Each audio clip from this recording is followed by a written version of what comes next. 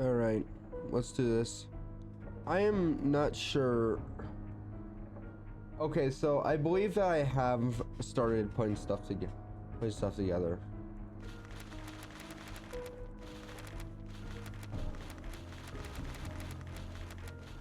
I do want to state in the world in the map that I have where it's for non-stream, that one is that one I have so much more progress done than this one. Like, I've already filled out all of like the healing stuff, and I finished up on healing factor. So yeah.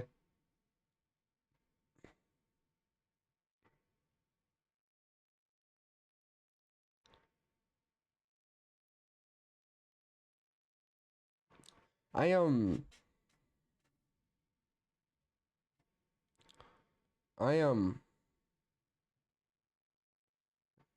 woke up this morning with breath in my lungs and thanked the Lord. Which, if there's any advice that I should give, is you should probably do that. You should. I know, and once again, I know a lot of people are like, "Oh, why is he telling us to do this stuff? He's just trying to force religion on us." I'm not trying to force anything on you. You don't want to do it, you don't have to. I'm just saying, give it a try.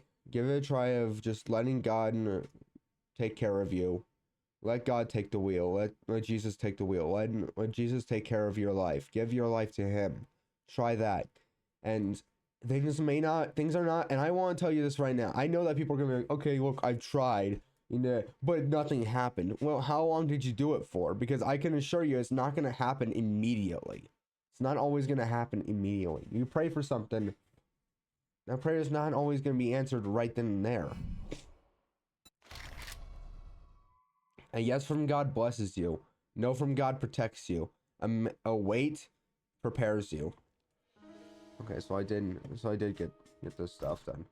Okay, so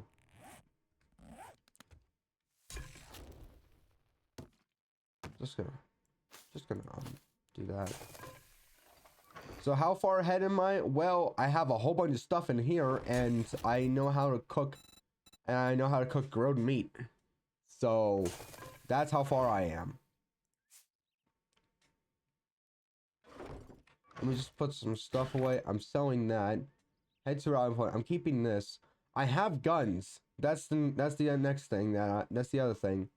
I'm keeping this. I'm gonna put that away. Put that away. Put that away. I'm putting this, and this away. All right. That's another thing. That's the other thing that I've got. Actually, how much is it to make a pipe pistol? If I find pipes, then that'll be great. That'll be just fine. Oh yeah, I need to put a thing there. I also need to get more lockpicks. Hope I can find those. How far away is the trader from here? Where is the trader? Oh, he's over here.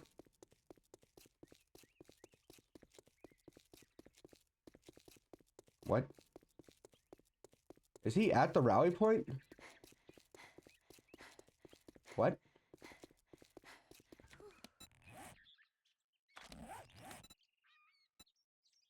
Oh, it's better supplies.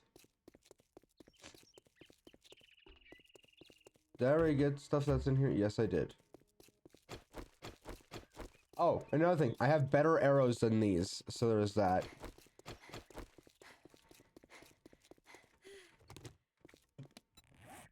I know there are people that are, like, scared to... That they're like, I want to... They're probably like, I want to turn to the Lord, but I'm scared because he might... Because I don't want to, like, be turned down. I don't want to be, like, told, I told you so. Or I don't want to be told, like, be ridiculed for it. It's like... There's a parable in the Bible that I like to think that touches upon something like this. I've mentioned this parable before. It's I think it's called The Prodigal Son. And what happens is that there's this man, rich man, who has all this land. Has 2 kids, has all this livestock, has servants. He has everything. One day, his younger son comes to him and says, "Father, I want my inheritance right now." This was a bit of an insult because back then saying that, I think even now saying that, was almost the equivalent of saying, "I hope you die early," because you get your inheritance from your parents early. I mean, after they died, right?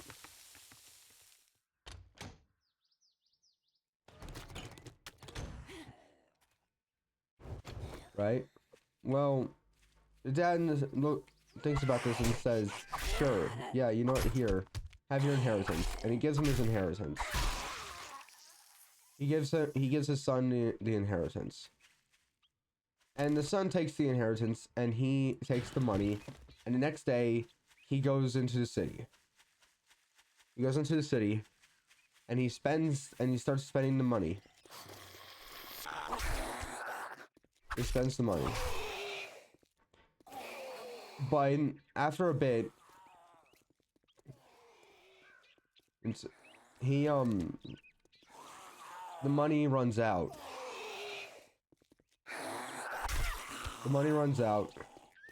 And he no longer has any money. And he's not able to pay for any more food. And sure enough, a famine comes in where there's not a lot of food. And he grows hungry. And because of this, he goes and convinces some people to hire him. But because of the famine and because of all this, he doesn't get paid a lot. And he ends up going really hungry, to the point where the food that he feeds the pigs looks appetizing to him. And this goes on for a bit. And one day he just says to himself, "Even the servants at my father's house had food to eat. I will go back to my father and ask him to hire me as a servant." And so he goes back. And in the distance, when he's going back, in the distance, his father sees him coming back. And his dad goes up to him, and the son says to him, "Father, I have sinned against you and against God. I have disrespected you and am not worthy to be your son. Please, just allow me to be a servant and I will work for you." Because he believes that he thinks that his dad's going to be mad at him. He thinks that his dad's going to be like, "Son, you have disrespected me. You have left me. No, you do not deserve to be here in my house." And he believes that, and that's why he says, I'm not worthy to be in your house. Please treat me like one of your servants, at least." And his dad looks at his son, and turns to one of his servants and says, "My son has returned. Go fetch bring him the finest linen clothing, and bring him a ring to put on his finger. Find the fattest calf and kill it, and serve it, for we shall celebrate. For my son has returned. He was once lost and has been found. He was once dead and now is alive, and now we shall celebrate." And so it is done. And the celebration commenced. And the older son heard the commotion. He asked one of the servants, "What's going on?" And the servant said, "Your brother has returned and we are celebrating." And the brother becomes really mad. And the dad comes out and asks, "What's wrong?" And the older son says, "Father, I have stayed with you all these years, and not once whenever you told me to do something did I ever question it. I did exactly what you want. And not one time did you ever give me a celebration like this." And the dad looked at him and said, "Son, truly you have been faithful to me all these years, and everything that I have is yours. But your brother has returned. He was once lost and now has been found. He was once dead and now is alive. And therefore we shall celebrate." If you want some fan, I'd shake your hand, but I bet you got dysentery, the way you smell. You got money this time, or you just here to piss me off? And so they celebrated because the son came back. And that's one of the stories in the Bible that I actually really like, because it really shows that, because much like that, God will accept you back. When you have left him, you may have disrespected him, but you when you go back to him in humility, and he will want to celebrate. All that gawking at goods, and that's all you buy? There's another parable that Jesus says, and he says, "Hey, jerk, it's a deal. Disappoint me, and he says to the shepherd will have 100 sheep. A shepherd will have 100 sheep.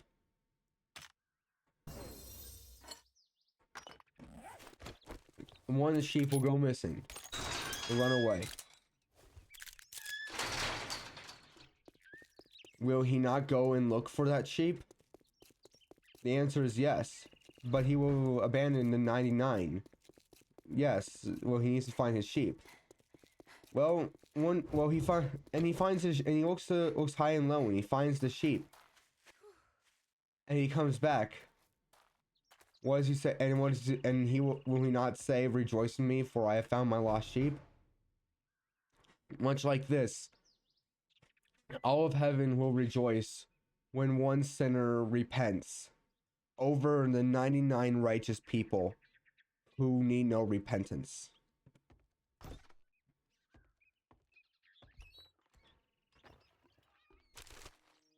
If you think that God's gonna be mad at you, just know he's not mad at you. He's mad about you. He loves you. You go to him.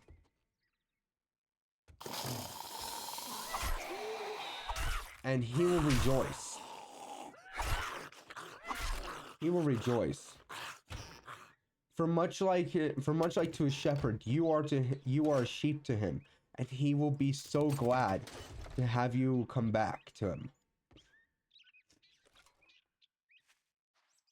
God's not mad at you.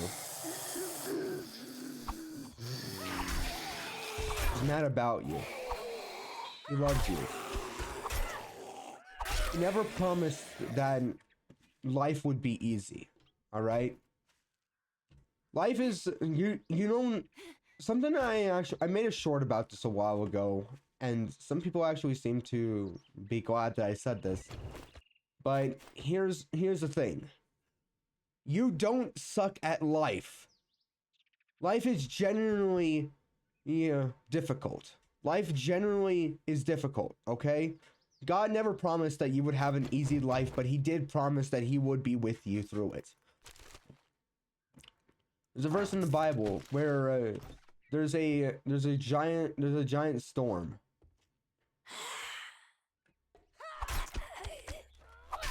And the disciples are freaking out because, well, they're in a giant storm. They might die. And where's Jesus in all this? Well, they look and they see that Jesus is just sleeping.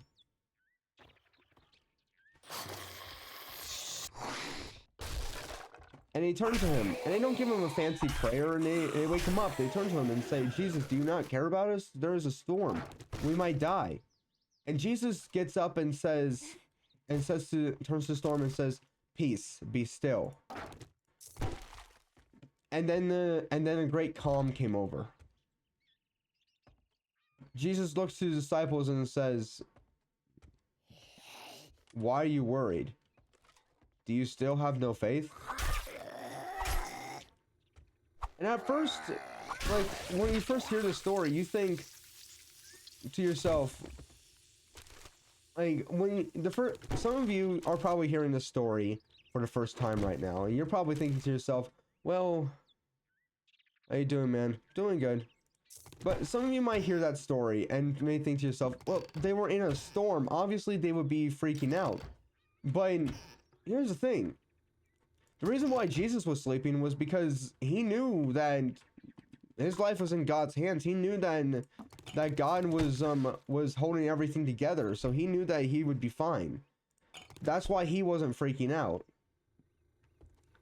And I think that that's something that we all need to think about, is that sometimes we feel scared. Sometimes we feel like that things are falling apart. But just know that you may be going through a storm right now, but God will be with you. And so long as God is with you, your boat is not gonna sink. You really just woke up out of bed and rebuked the storm. Yeah, basically, yeah. But that's a beautiful thing about it, and I completely forgot to find the supplies. Oh, they're over here. And there's a lot of times where it's like that. Like, for example, earlier in the Bible, there's another instance where someone Hey, that's pretty good. Thanks for the follow. There's another instance in the Bible where a guy is able to sleep in a bad circumstance because he trusts God, and it's actually in the book of Daniel in the lion's den. I don't remember the name of the king at the time, but but the story goes is that the king really liked Daniel, and the officials and the wise men didn't really like the fact that Daniel was liked more than they were. And so they wanted to find like something that they want to find a reason for Daniel to be thrown into prison, but they couldn't find any fault on him. And so they went to the king and told him, hey, we have this new law that we would like you to put on, because we noticed that there are some people who really do not see how great you are. So why don't you pass this law that says that everyone should bow to and pray to you and no one else? And if they disobey this law, they shall be thrown into the lion's den. And the king didn't really think much about this. He thought, okay, well, people should see how great I am. Okay, yeah, sure. Let's put this as a law. And so it is done. The law is put into motion. And Daniel hears about this, but he still is like, no, I'm still gonna pray to God. I'm still gonna pray to God. I don't care what happens to me. I'm still gonna pray to him. And the wise and people find out that Daniel is praying to him. Daniel is praying to him. Oh no, these are Raider boots. That means that these are better than. And so they take Daniel and they take him into custody. And King Denarius, that's his name. King Denarius finds out about this, and he tries everything in his power, and he realizes what he has done. He's like, oh no, wait, this was a horrible idea. This is not, we shouldn't, I didn't realize that this is what would happen. And he tries to do everything in his power to stop this from happening. But even he knows that since he passed this law, and I know what you're thinking, wait, he's the king. Could he take down this law? Well, here's the thing. At the time, they had an agreement with the Persians where they could not take down the law, take down whatever law was put up, lest the Persians get mad. So he couldn't really take down this law.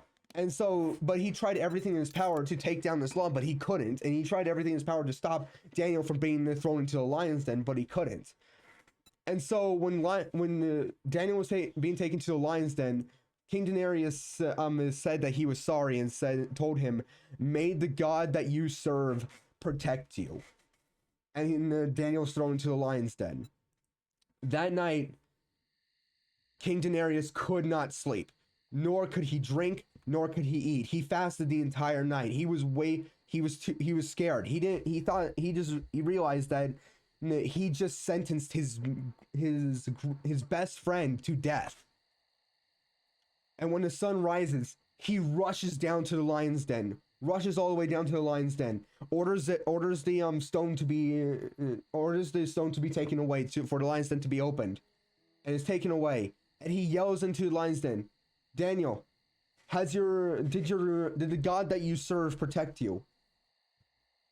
There's a little bit of a silence for a bit, and he thinks, oh no. My best friend has just died. I sentenced him to death. But then he hears from the lion's den, yes, my king. The God that I served has sent his angels down to close the mouth of the lion. King Daenerys was so joyful about this that he ordered Daniel to come out, and decided, you know what? No, I don't care what what is said. I'm taking down this law. No more worshiping me. Everyone, a new law. Everyone shall worship in the God that Daniel serves. And then he orders that the men who came up with the law before to be that conspired against Daniel to be thrown into the lion's den. And that's something that I find that's great, is that even in a lion's den, Daniel still prayed to God. And there's actually an instance in that book earlier, I think it's like chapter 3, Meshach, what were their names? Hold on, I got this. Hold on, I have the Bible with me. Hold on. Where is it? Meshach, Rahab, and Abednego, right? I think. That's Matthew. Hold on, I went too far.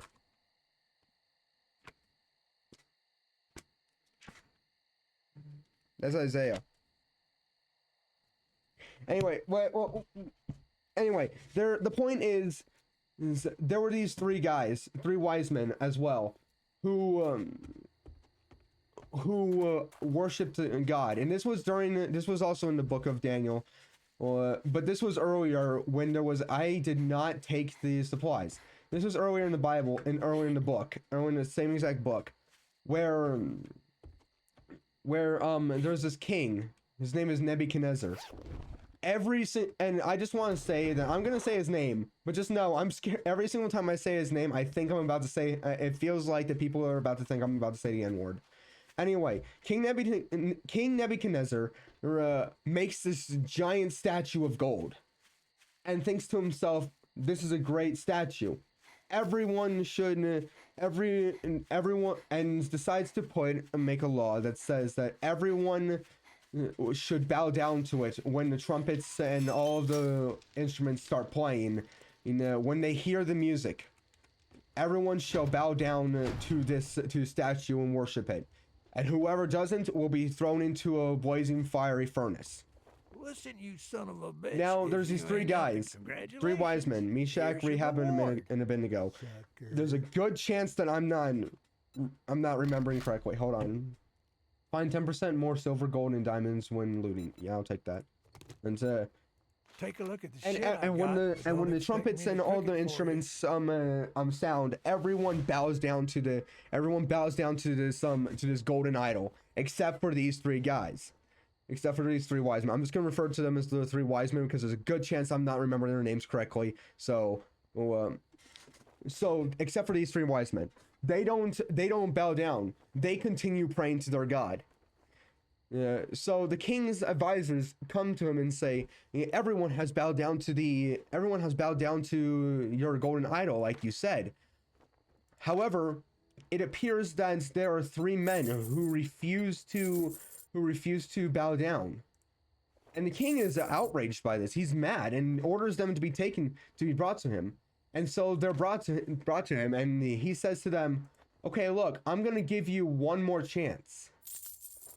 And if you don't bow down to it, if you do not bow down to this golden statue, I'm throwing you into the furnace. And he says, I'm throwing you into the furnace. And then what God will save you then? To which they say, yeah, we will not bow down to your golden idol. Our God that we serve will save us, and even if he doesn't, we will still worship him. That's gotta be one of the most fire lines in the Bible. Like, you go, we will worship our God and he will save us, and even if he doesn't, we're still gonna worship him. We will still follow him, even to death. These guys are faithful to God. King Nebuchadnezzar is so outraged by this that he decides that he orders the furnace to be be 7 times hotter than it normally is. And this happens so quickly that when they throw the men into the fire kills the guys that threw them in there because of how hot and how quick this happened. But then King Nebuchadnezzar looks inside of the furnace, and he says to his advisors, did we not throw 3 people in there? And they say, yes, King, we have. Then he tells them, well, I see a 4th person in there, and he looks like the son of a god. And then he yells out to the fire, yells out to them, Meshach, Rahab, and Abednego, come out. And they walk out, completely untouched by the fire. King Nebuchadnezzar falls to his face and says, truly your God is a God among all gods. And he passes a decree saying that everyone should not worship their idol, but should worship the God that these 3 wise men worship. And that's another example of let God take care of your life. And it's one of the things where it's like, I'm over here where it's like, I want him to take care of my life. I want him to take care. But there's times where I still feel like that for some reason I'm resisting it. Like he's coming to me and being like, hey, it's okay. Let me take care. And I feel like that there's a certain, like, I'm resisting it for some reason. Like, I don't know why. Yeah. I shouldn't be. Deal's done. But for some reason I am, and I don't know why. Yeah, and I no longer want to resist it anymore. I want him to take care. And I feel like that's how it is with a lot of people. Is that they want to follow God, but they feel like it's hard to do because there's things that they feel like that they need to give up. Like, here's a good example of this is actually a conversation that I had with the Bible study group at one point. Like, I think this was about a month ago or a few months ago. We were over at like Whole Foods because, well, the normal place we go to, well, we weren't able to go to that day, so we decided to go to Whole Foods. And after we were done, we're sitting there and we're talking a bit about like what we've learned. And at one point it's brought up that people will, like, they'll read the Bible and they'll read stuff and they'll be like, oh, I have to give up this stuff. And one of the things that they brought up was Ninja. You know, that Blevins, that guy? I only know his last name because that's all I've ever heard him be referred to other than Ninja. And and they mentioned, and this is not me, okay? I want to make this very clear. Okay, and they mentioned that he was talking about and he was reading the Bible, and you can see the cogs turning in his brain about, oh, I might have to do I have to give all of this up if I want to follow God? But we started talking about it, and I mentioned, you don't have to give, like, because like streamers, like, we'll say streamers in general. Well, it's like, oh, I'm making all of this money. I'm extremely famous. I'm extremely rich. But then you look at it and like, do I have to give all of this up? I say, you don't have to give it up. You don't have to. Now, I know what people are saying. I can already hear the pitchforks and the torches. I can already hear that. Let me explain, okay? You don't necessarily have to give it up. You just don't have to hold it. You just should not hold it higher than God. You should not have it as your first priority. Have God as your first priority. You can still stream, still have this as a job, still play games and still have entertainment, but just don't hold it higher than God. Don't have it as your first priority. Yeah. A way how you can, ooh, actually I need this. a way how you can do this is use like your fame to help other people come to God.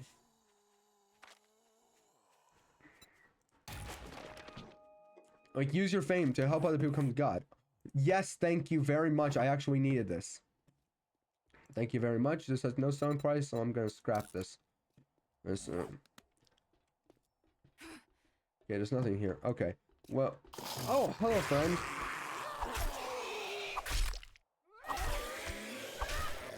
You don't have to give up. You don't have to give it all up. Just don't hold it at the highest. Do not hold it like as like high above everything else. Have God as your first priority. That's kind of what I'm doing here. Is I'm trying to spread the word of the Lord through streaming as well. I read the Bible at the end of, I want to say every stream, but that would be a lie. Most streams. I'm trying at the end of most streams. I should have bought some honey. How am I doing on Oh wait, I can make first aid bandages. Okay, great. But that's something I've realized that like people have a lot of trouble with, because they think that they have to give up everything. But I would say no, you don't have to give up everything. Just hold on. Just don't hold it like higher than, don't have it as your first priority. Have God as your first priority. Have him as like, hold him over all else. Oh, I forgot to sell some stuff. Oh no. Oh no. Well, I can't wait to get a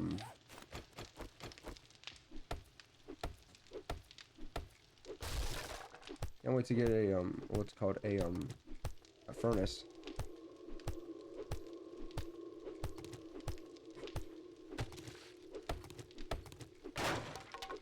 Okay, well, let's knock this out.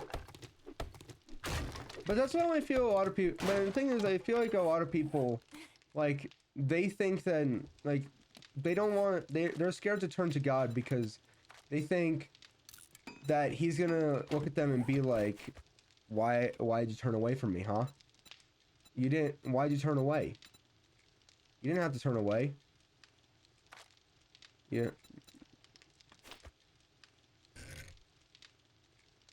Yeah.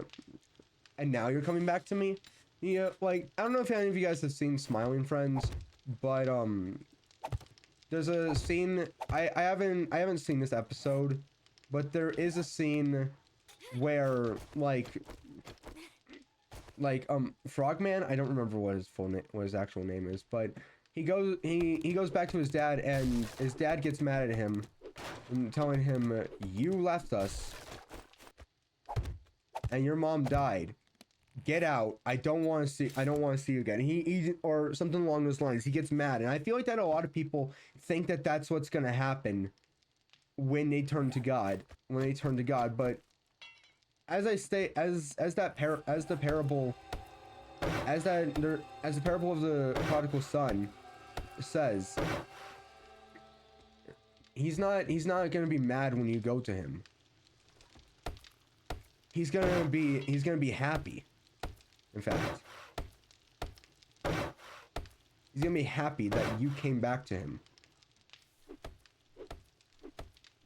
He wants you to come back to him, in fact. He's going to say, rejoice with me, for my lost sheep has been found.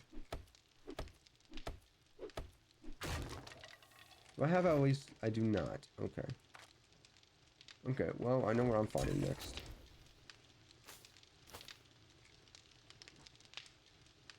But I think that I feel like that's what a lot of people think is going to happen.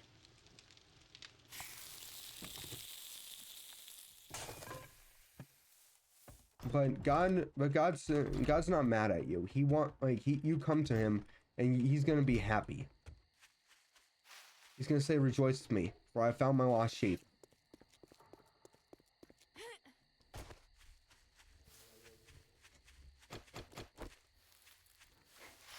He's gonna be happy. He sees your struggles. He sees your pain. He knows. He knows you're tired. He knows. All right? He knows how tired you are.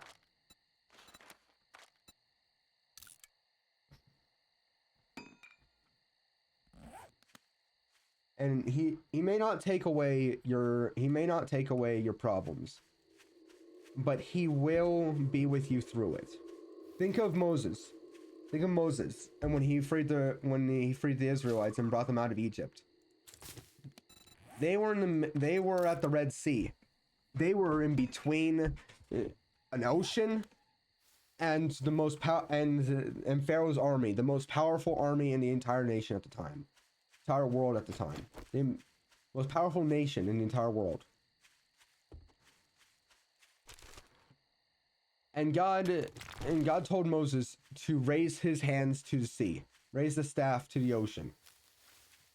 And Moses did, and God parts the Red Sea.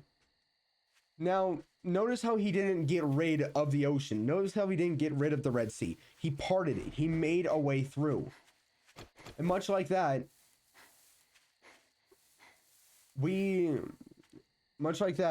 God is not always going to get rid of your problems, but he will make a way through it.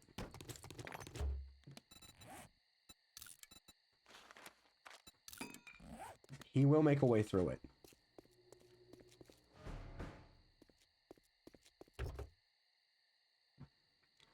He never promised an easy life, but he did promise that he would be with us through it.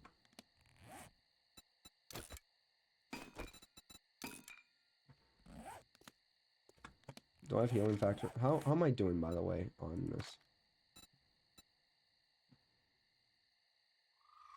Let's get 6 of them. How about that? Let's get 6 of them.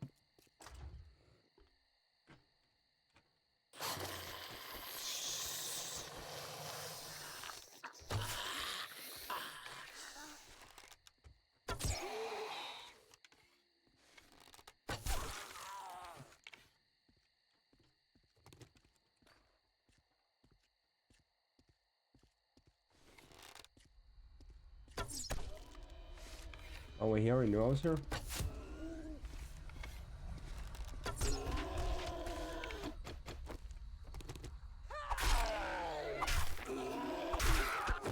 There we go.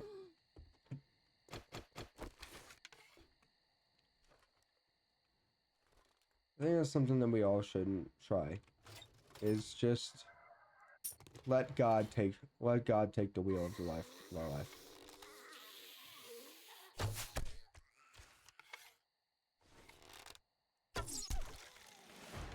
Okay, that's 2.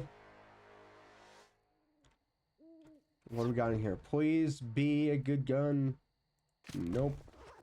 I know that somebody just heard that and thought that I said please let it be a good gun. I meant to say good gun. Sorry that my pronunciation doesn't work good. People, like, for example, people get weirded out when I say I like horror movies.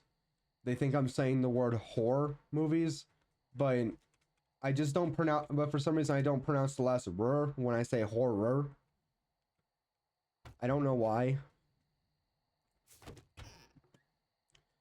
Thing is, very few people have caught that. They don't, but like one person has probably caught it. And I have to explain. Oh, hey, good. We got some good stuff. Okay, do we have any more zomboys in here? Yeah, what do we do? Friends? Friend! Okay, fine.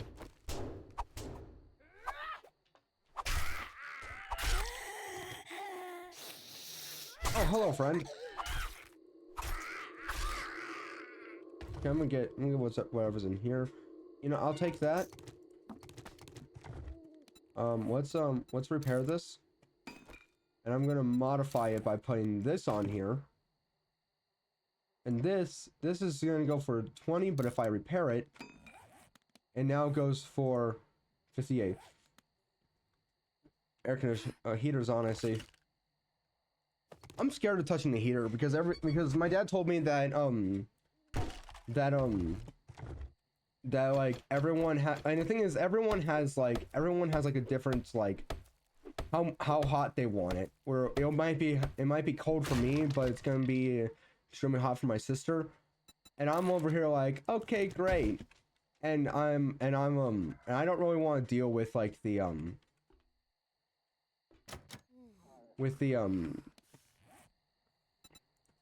like arguments of no, it should be this. It's boiling in here. No, what are you talking about? It's freezing in here. Or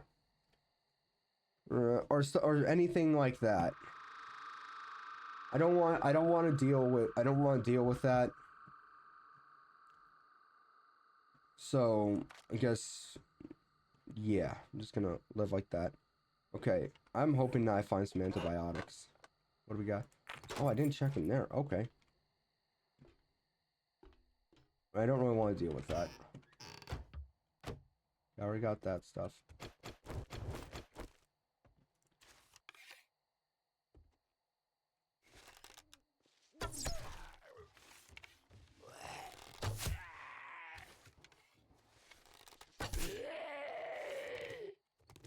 There we go. Okay, so I have to find the supplies, which I'm glad that I'm finding supplies now, because the supplies means okay, so I go into here.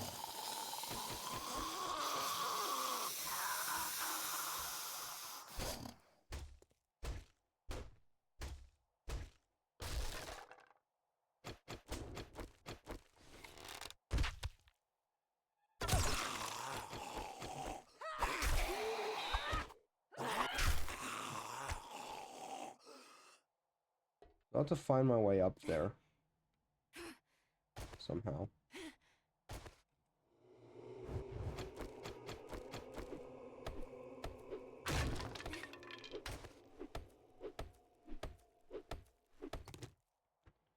Okay, well, I need to find my way up now.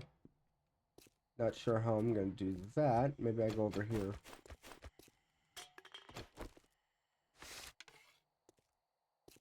Could I start again somehow? Yes, I'm a mess with an S on my chest. Got stress filling up my head.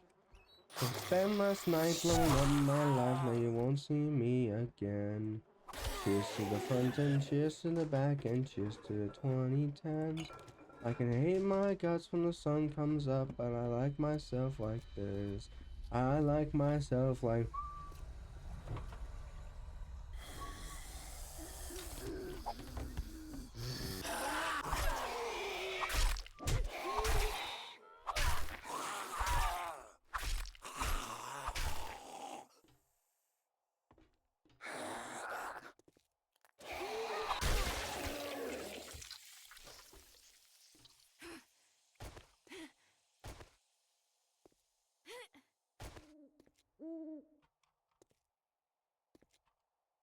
So this feels like it's a two-story, never mind.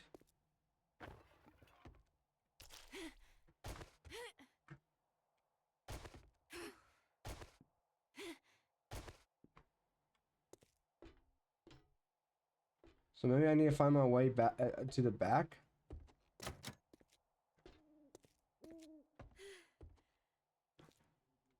Oh, you know, I really wish that I got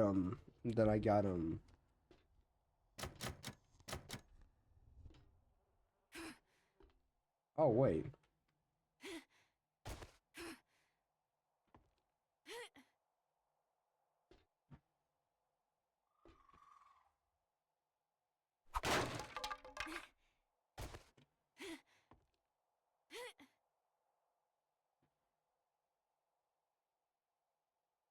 Yeah, so I need to get up there. Oh wait, hold on.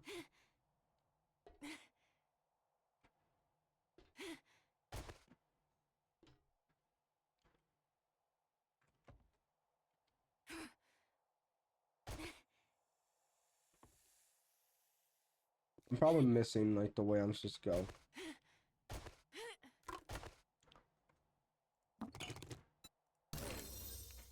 Yay, I can now make grilled meat and red tea. That's great.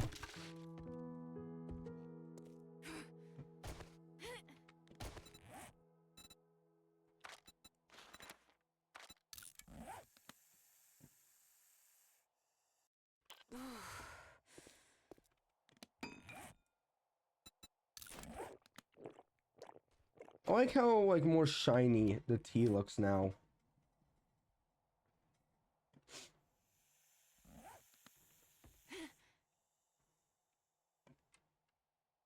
I need to find my way up somehow.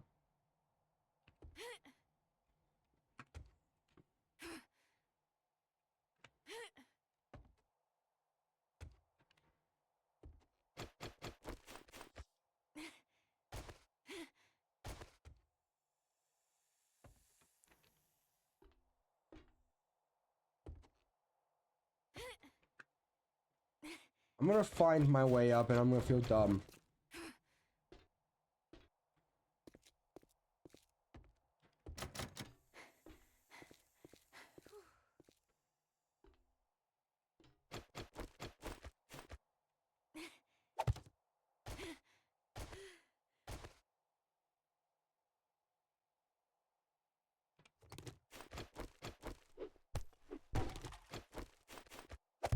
Go.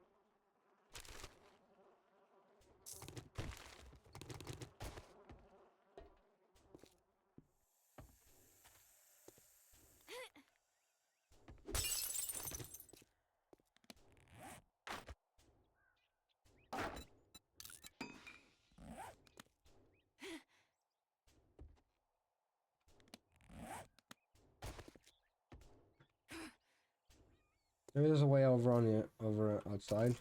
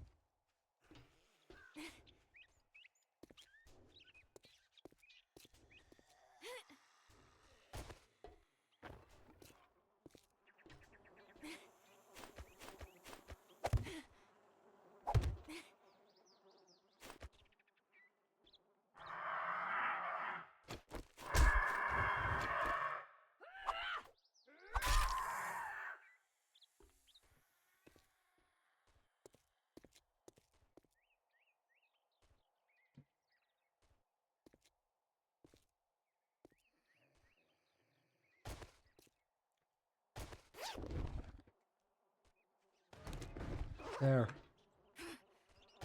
Oh, we better be getting a lot of stuff from this. Anything up here?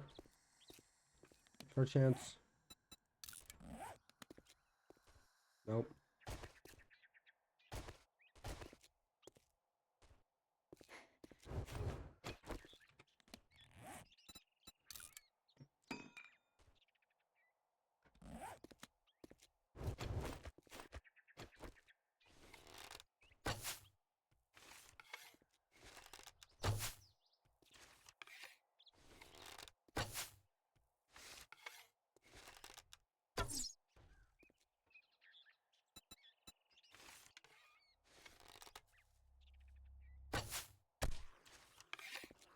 Good. Okay, good.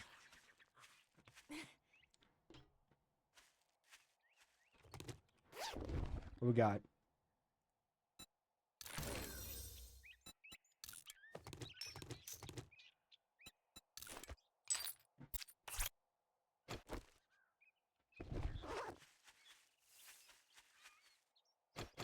Hold on, maybe there's honey in here. Please let there be honey. Come on, honey, come on. Nope. Okay. That's fine. I'm pretty sure we can get some antibiotics back at the the trader.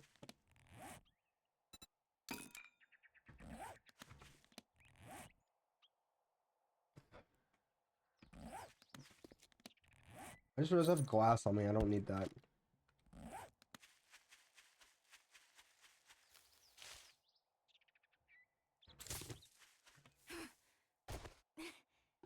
Oh, I really hope that he gives me a forge as one of them.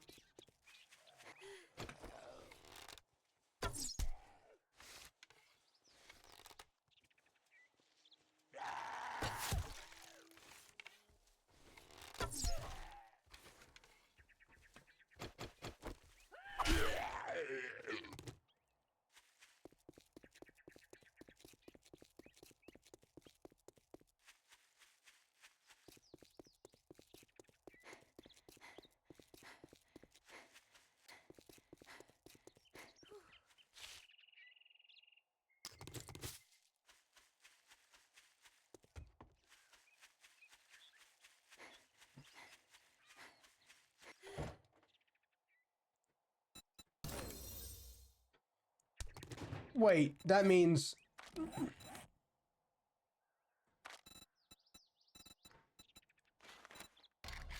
Yes, I'm able to make the forge now.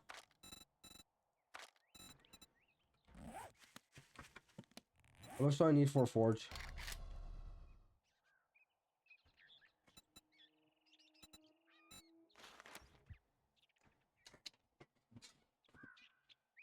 I can get that. I can get all that. Yeah, that's not that hard to get. Not too hard to get. Yeah, I can do that. Yeah, I can do that. If I can find a deer, that would be great.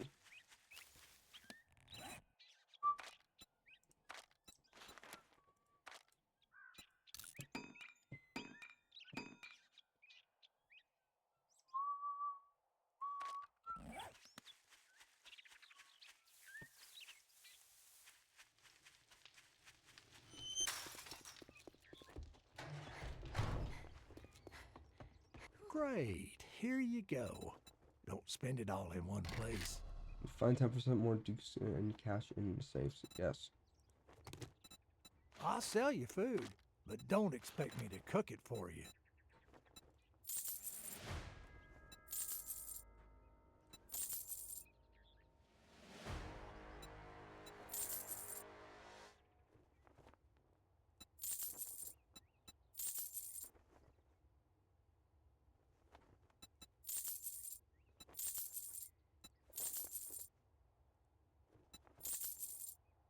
Oh no, wait, I need that actually.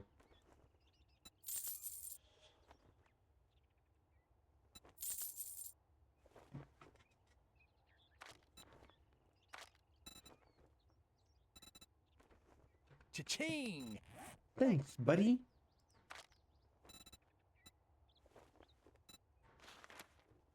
I need 10.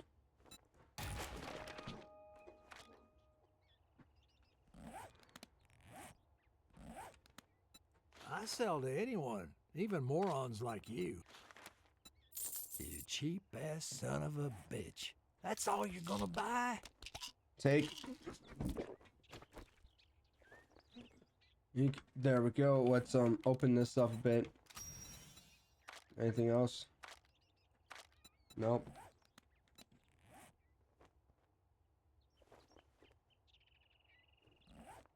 Well, our goal now is to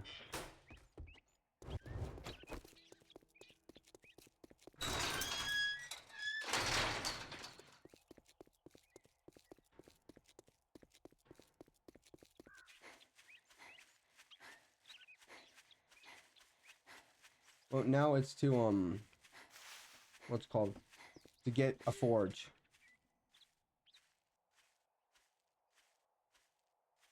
Now it's to get a forge.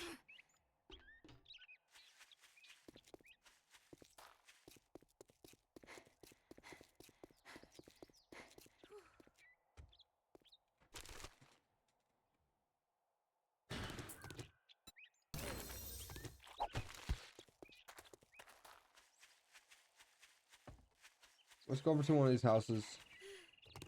We'll find some nice stuff in there.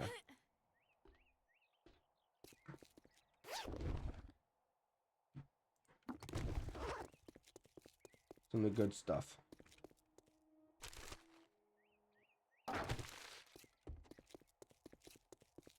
But yeah, don't be scared to go to God. He's not gonna be mad at you.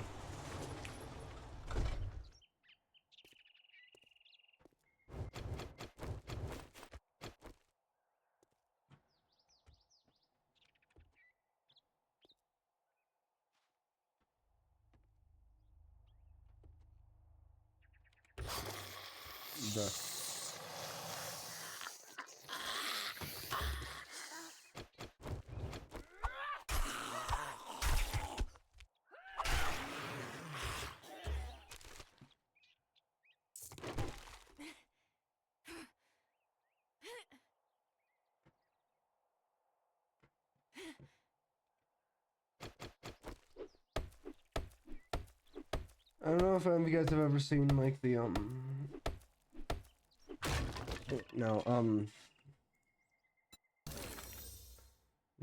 learn emergency response driving skills to reduce collision damage in vehicles. Yeah, sure.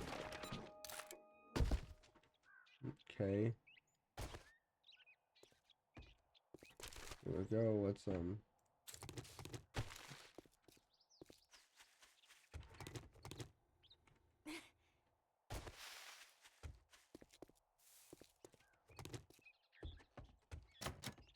Yes. Maybe tomorrow. Okay. Oh, we are? Oh no, I just didn't realize it was already tomorrow. Okay. Okay, well, it looks like I'm gonna be making some filler videos today.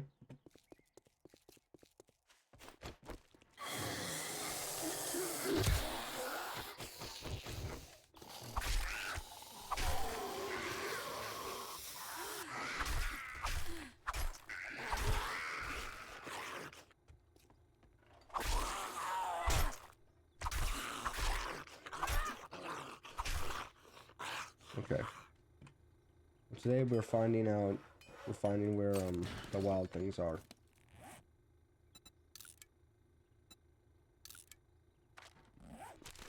Nobody knows what I'm referencing. I know for a fact there's an entire generation that doesn't not know what I'm talking about when I say where the wild things are. I don't even think most of the kids from my generation even knows. Except, actually, the only reason why they would know is because of the movie. Because the movie Where the Wild Things Are. I'm gonna make you blue. You will be brown. Because why not?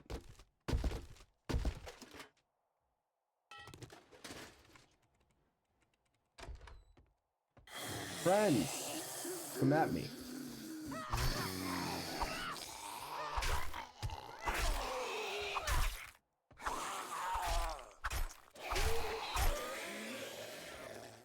Okay.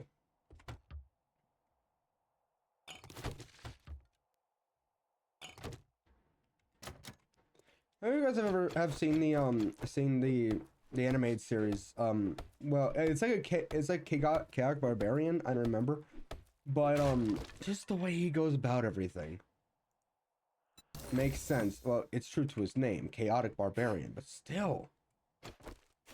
But there's this one where it's this one guy, and it's like a demon with a demon sword or something, and he's explaining on how great his sword is.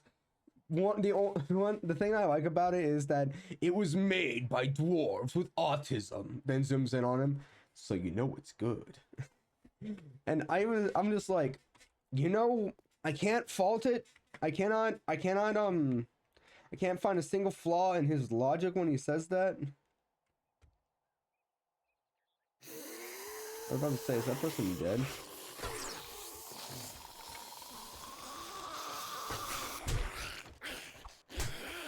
One am missing. One am missing. One am missing.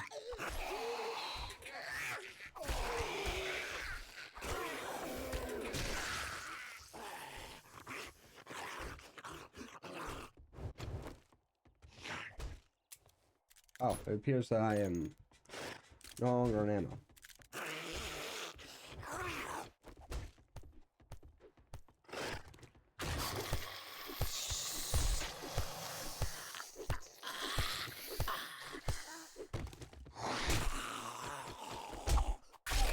Nah.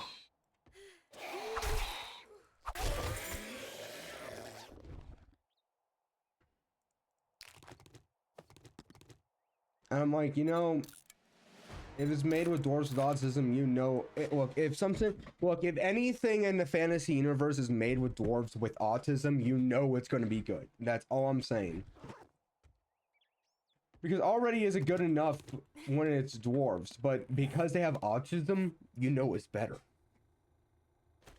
Someone's gonna be mad and be like, I can't believe you're insulting people like that. And it's like, how many people that are autistic that you know have a hyperfixation on something and are really good at it? That's the point. That's the point here. Actually, you know what? Hold on. I actually want to know, how do I make that thing specifically? Okay, I need one wooden log.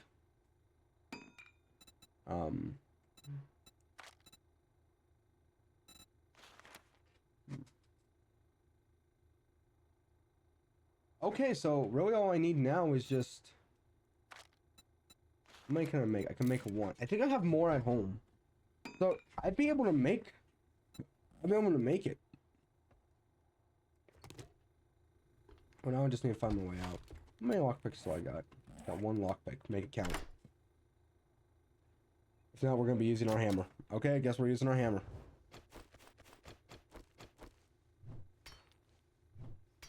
Oh yeah, we're staying here for a while.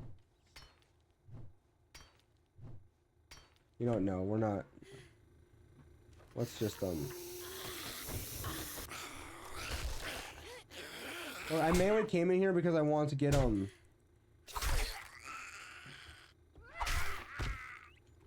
I wanted to see if there was any like medicine in here. Oh, good.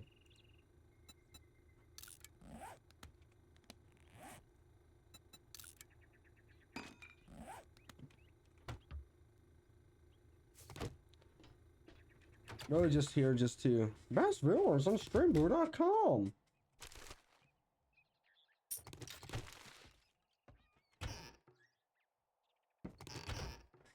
Yeah, I'm mostly here just to see if there's any like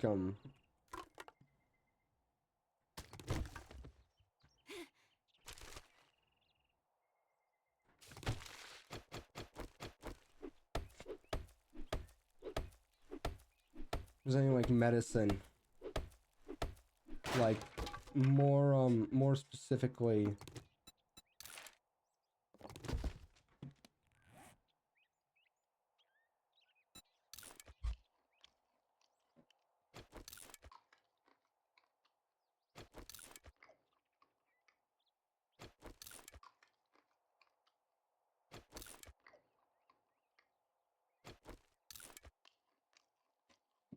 Oh, my cat's going crazy. Not going crazy, but starting to meow. Ocean friends.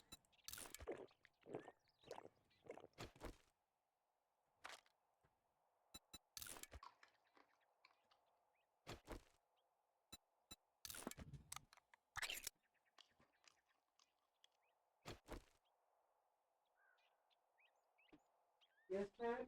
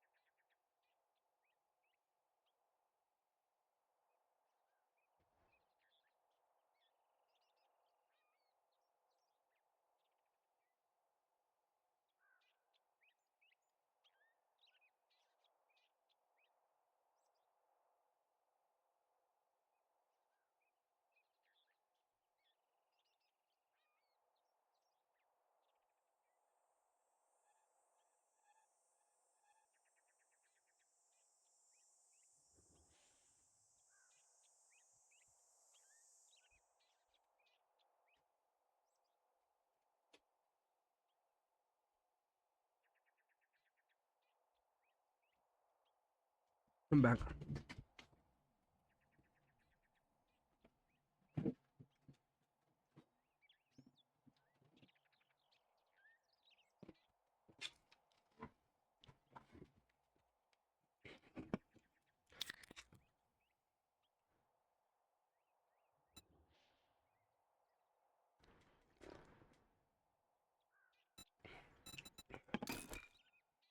There we go.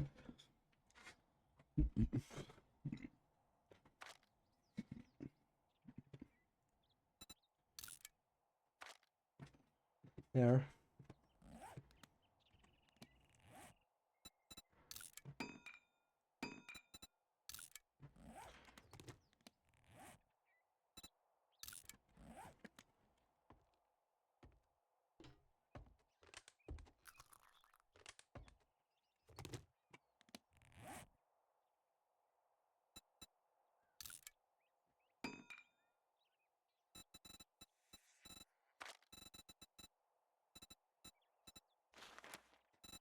Oh, yeah, that's why I was here. Because I wanted to get more,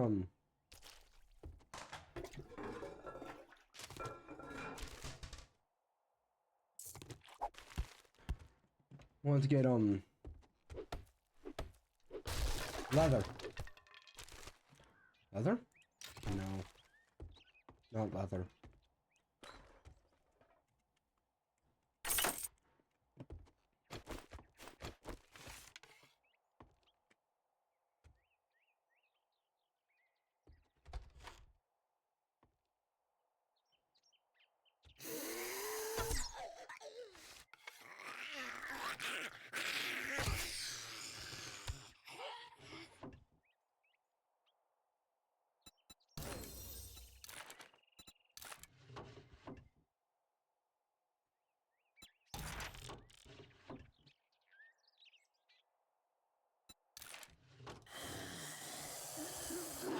Yeah, not right now.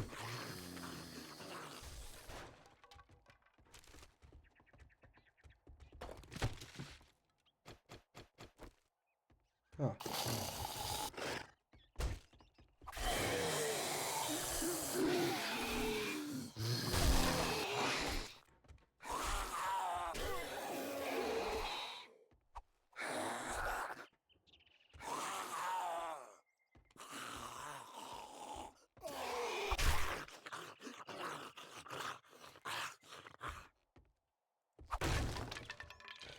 Yes? Oh.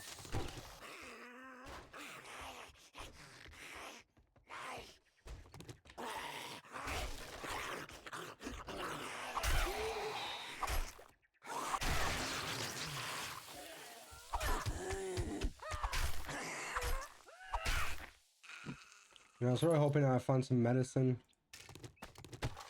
You know, the good stuff.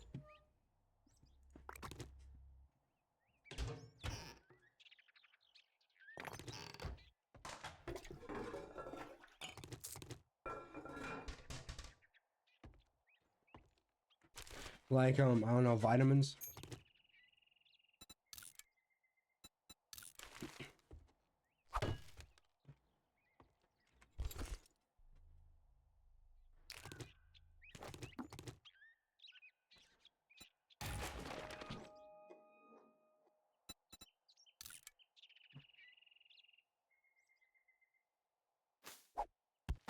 I'm taking that.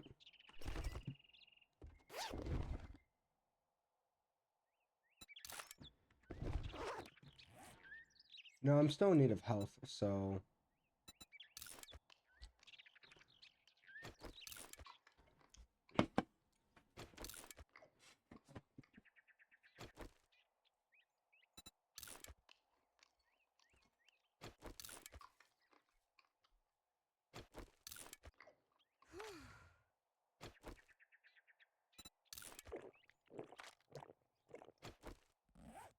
Let me just sit here and wait for that, all of that to go up.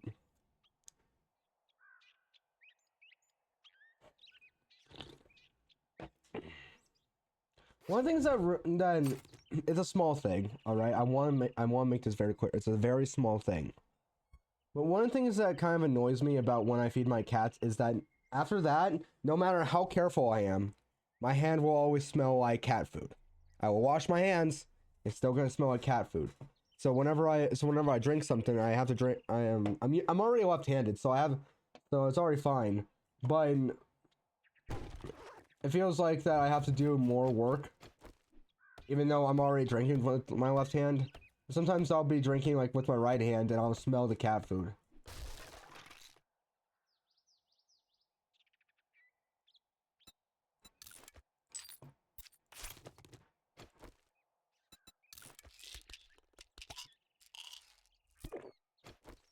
All right, that's it.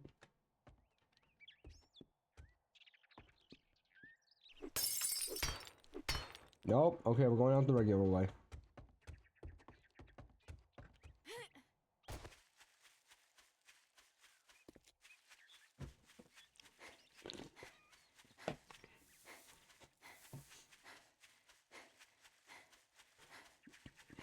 Okay.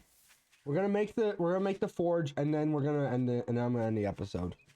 Because, well, I'm gonna go take a shower, I'm gonna go for a walk, and come back.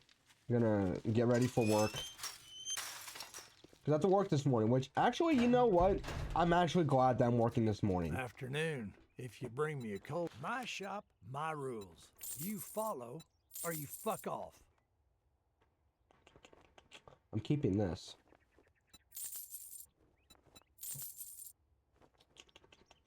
Keeping that.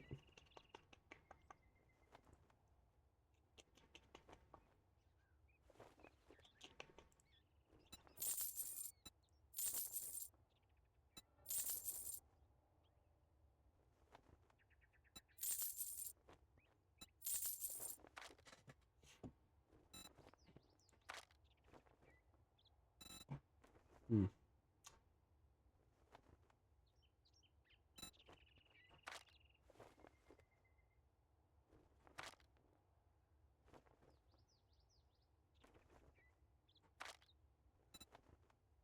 Cha-ching! Thanks, buddy. Okay, let's Name's not important. Well, good luck. By the looks of it, you're gonna need it.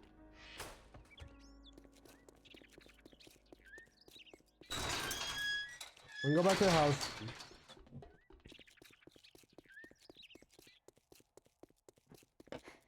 Once we make this forge, we're gonna have so much more. Bruh.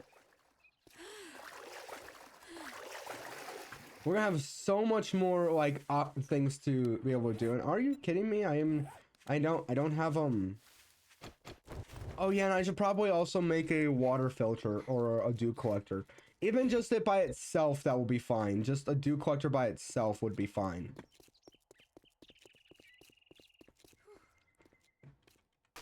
What's this? I'll take.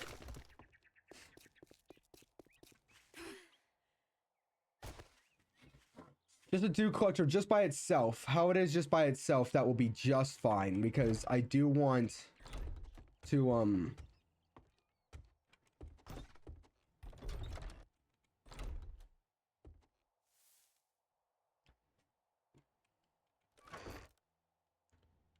Okay, let's do this. Okay.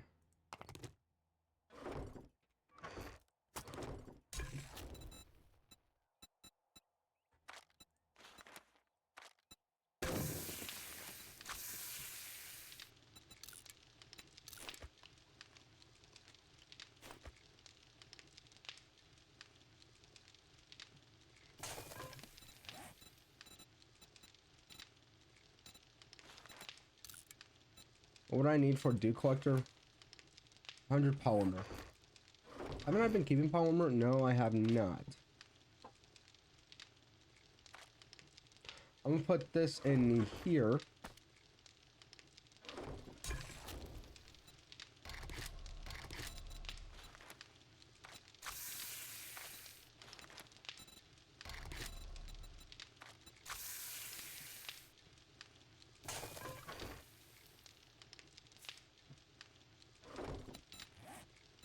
Am I able to make coffee, by the way? No, I am not. Forgot to take my medicine.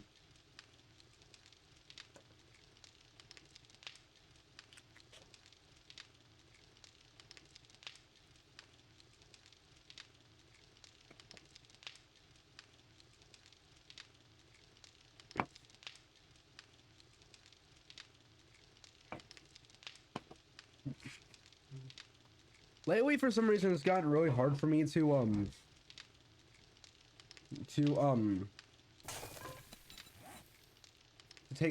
take pills.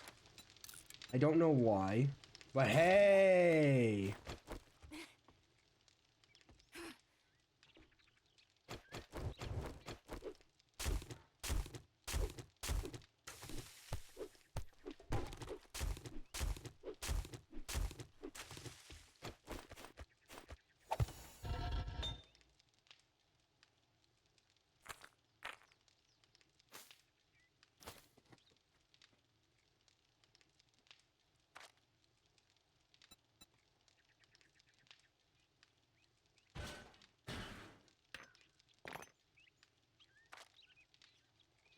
Okay.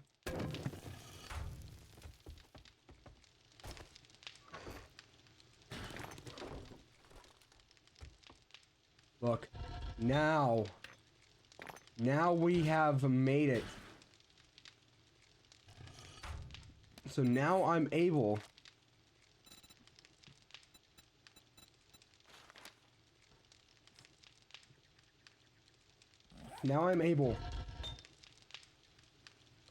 to make things. Make many things.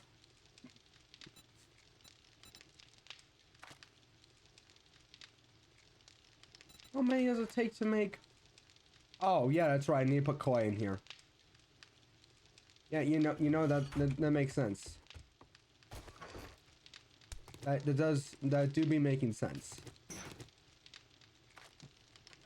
That does make a lot of sense.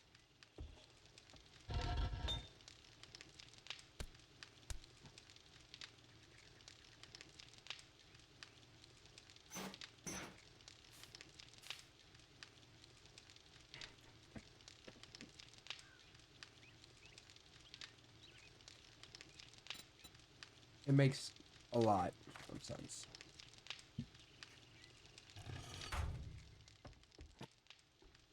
With all the gunpowder I'm currently saving up right now, by the time I make it so that I can make a bunch of by the time I make it so that way I can make You sure I don't? Okay. Well, you know, that's gonna be it for today. Let's read the chapter from the Bible.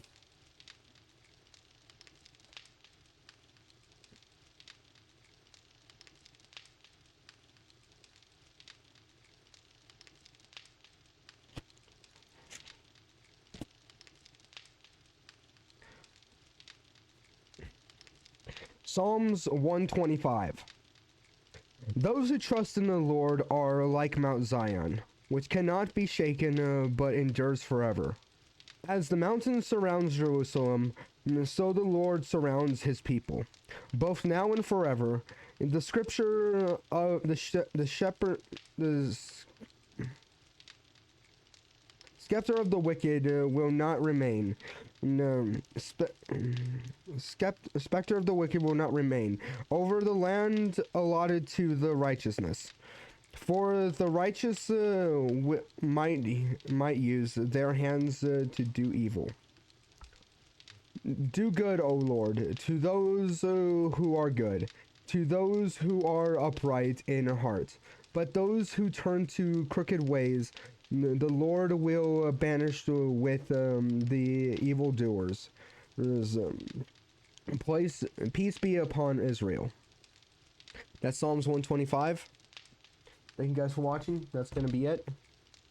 I will see you guys later. Spread the word of the Lord. Please be kind to people, and you'd be surprised on how far kindness will go. Thank you guys for watching. That's going to be it. Share it with other people. Recommend it to other people. Join my Discord. Link is in the description. Join my Twitch. Link is also in the description. For people on Twitch, go join my YouTube. Link is on my page. And Discord should also be on my page. So thank you guys. Please bring more people. Trying to bring more people closer to God. I'll talk about him. You guys want me to talk more? You might want comments, because I found that I don't know why, but for some reason I just do not talk unless someone's talking to me. So thank you guys for staying here. That will be it, and goodbye.